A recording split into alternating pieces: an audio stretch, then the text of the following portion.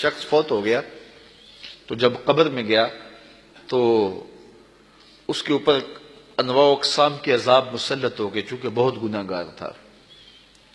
تو ایک دن اچانک سارے عذاب موقوف کر دیے گئے اور جہنم کی جانب کھولی گئی کھڑکی بھی بند کر دی گئی اور جنت کی جانب در کھول دیا گیا اور فردوس بری کی تازہ ہوائیں قبر میں آنے لگے۔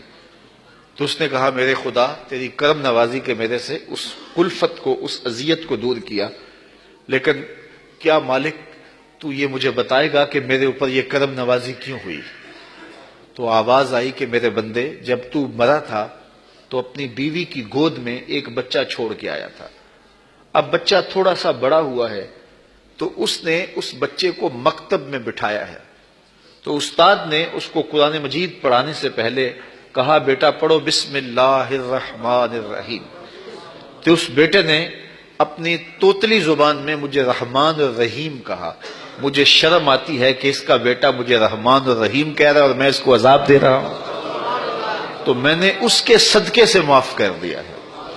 تو اولاد اگر رحمان کہے، اولاد اگر رحیم کی بولی بولے تو اللہ کرم کر دے، اور اگر اولاد حافظ قرآن ہو، اگر اولاد عالم دین ہو، اگر اولاد پنج گانا سجدوں کی عادی ہو، میں کہتا ہوں والدین کے لیے روزانہ دعا کرنے والوں پر اللہ کرم نوازی فرماتا ہے، اور جو نمازی ہوگا وہ دن میں کتنی مرتبہ کہے گا ربنا اغفر لی ولوالدی، اے اللہ مجھے بھی بخش دے، میرے والدین کی بھی مغفرت فرما دے۔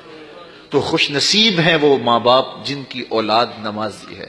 اگر آپ نمازی ہیں تو آپ کے والدین خوش نصیب ہیں، آپ کی نمازوں میں روزانہ آپ کے والدین کے لیے دعا ہوتی ہے، اور آپ کی اولادیں نمازی ہیں تو آپ خوش نصیب ہیں کہ آپ کے لیے روزانہ بخشش اور مغفرت کی دعا کی جاتی ہے۔ تو اولاد جب پیدا ہو تو سب سے پہلے اس کے کان میں آواز اللہ اکبر کی پڑے، اور بولنے لگے تو سب سے پہلے لا الہ الا اللہ محمد رسول اللہ لفظ اللہ، اور پھر اس کے بعد لا الہ الا اللہ محمد رسول اللہ پڑھے۔ تو یہ اولاد کو آپ تربیت میں دیں گے۔ بچے کا اچھا نام رکھنا یہ والدین کے ذمے ہے کہ ان کا خوبصورت نام رکھا جائے۔ احب الاسماء، اللہ کے ہاں جو پسندیدہ نام ہیں وہ کون سے ہیں؟ عبداللہ و عبد الرحمن۔ جو اللہ کو بہت محبوب نام ہے وہ عبداللہ اور دوسرا نام عبد الرحمن۔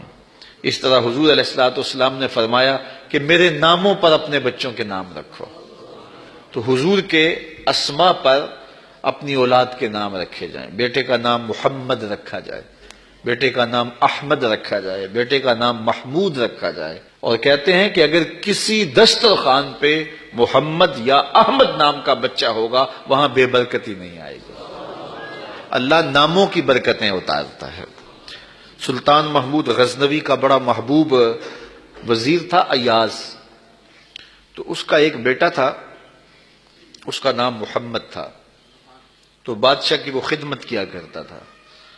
تو ایک دن بادشاہ واش روم میں تھا تو وہاں پانی کی ضرورت پڑی، تو اس نے آواز دی ایاز کے بیٹے مجھے پانی دو۔